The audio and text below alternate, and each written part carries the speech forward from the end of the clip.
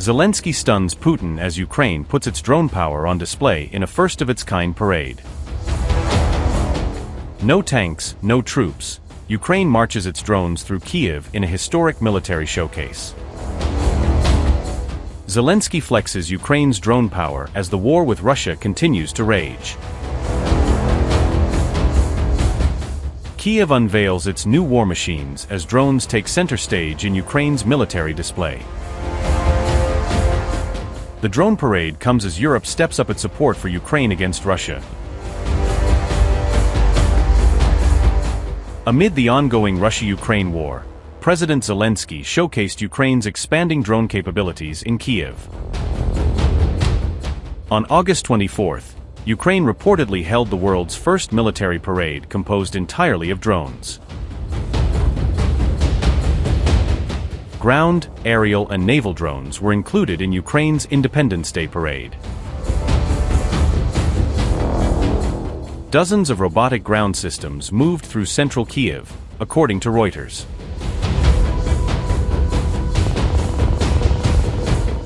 Reconnaissance and interceptor drones designed to counter aerial attacks also flew over the Ukrainian capital.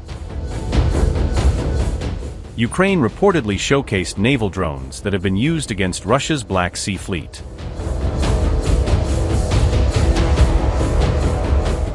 Naval drones equipped with anti-aircraft missiles were also displayed during the parade, according to reports. Ukraine's unmanned systems forces had earlier emerged as a dedicated branch of the country's military. Kyiv has not held a conventional military parade since 2022, according to reports. Instead, destroyed Russian military equipment was displayed along Khreshchatyk Street in recent years. European leaders meanwhile reaffirmed their military, financial, and political support for Ukraine.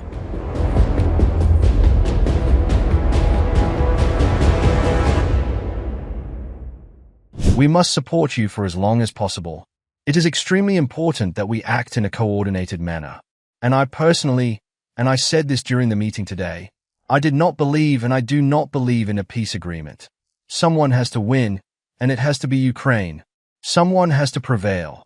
And that is why we discussed today that we have wasted too much time talking about peace agreements. I really hope, just as Meta from Denmark spoke about it, that perhaps we are mistaken, and that would be wonderful. But let us rather prepare for the worst and put our energy and strength into what Ukraine needs most to prevail. And, as a result, we will help you in every way for 4 to 5 years. And I think everyone in Europe needs to realize this. And this also applies to the United States. What do we need to ensure? This is the only way we can protect our own countries and our own citizens. It is to be on the side of and stand by Ukraine. So the way European security operated has completely changed. You now need EU membership. Everyone on this stage supports this. And you also need to become members of NATO. Because of all the experience you have gained on the battlefield, the way you can produce, deliver results, the size of your army, your armed forces, your willingness even to die for what you believe in. Well, you know, we are all from relatively small countries, so we essentially work to help. Therefore, my philosophy is to engage as much as possible in discussions with the United States administration. As far as I understand correctly, a lot of attention right now is being paid to Iran and finding a solution there. But the two main negotiators are Steve Witkoff and Jared Kushner. They are also constantly engaged in the Ukrainian issue and communicate with the Ukrainian administration. So from what I understand, right now the ball is not in Ukraine's court. Right now, Russia has the ball. That is, practical solutions are being sought, but the Americans won't just travel to Moscow or Kyiv unless they feel that there are some results, that there is something to discuss. Could I, in fact, speak up? Could I convey what I have felt over these 2 days to Washington? Absolutely. But there's an understanding of the role. We are small countries. We provide information and hope that, ultimately, this will lead to a solution. Your second question regarding the agreement on unmanned systems, I think we are as close to it as possible. There are literally just a few details left. It is not very different from the Finnish model, or as we might say, from the Danish model, and it will be beneficial to both sides. I think many Europeans, and in fact Americans, need to move beyond this mindset that we are engaged in some kind of charity for Ukraine. Perhaps at the beginning that was the case, but now we are learning more from Ukraine than Ukraine is learning from us. Ukraine has already helped to build a truly geopolitical European Union, a union that takes responsibility for its defense, strengthens its strategic autonomy, stands firmly for international law and multilateralism, builds partnerships across a changing world, and welcomes a new member state, and it's ready to welcome Ukraine in the European Union.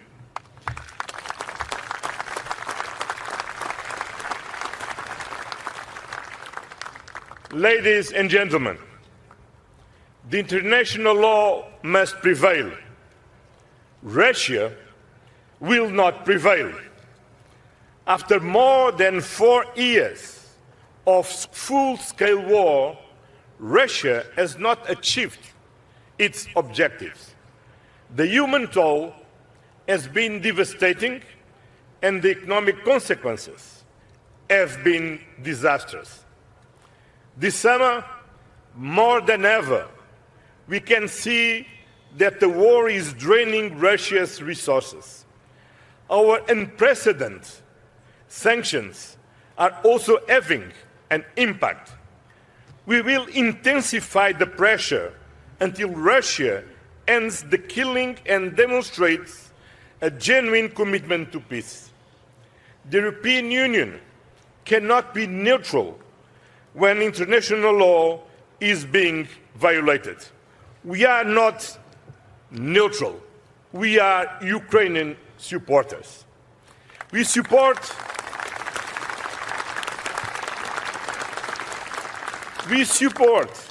all serious initiatives aimed at achieving peace in Ukraine.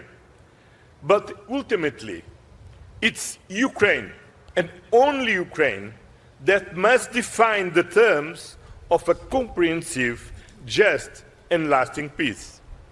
That peace must affirm Ukraine's independence, Ukraine's sovereignty, and Ukraine's territorial integrity. And it must guarantee Ukraine's long-term security and its ability to defend itself. I would like to end with the words of Lesia Ukrainka, a pivotal figure of Ukrainian literature. Her words resonate profoundly today. Whoever liberates themselves shall be free. This is what you are fighting for.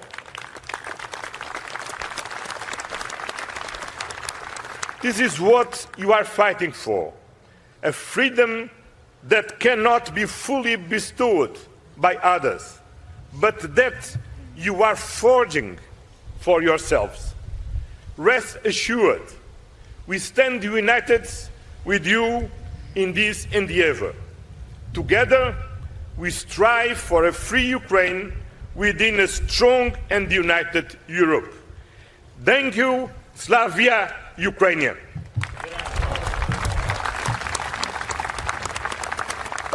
Upgrade your news experience with the all-new HT app. Download now.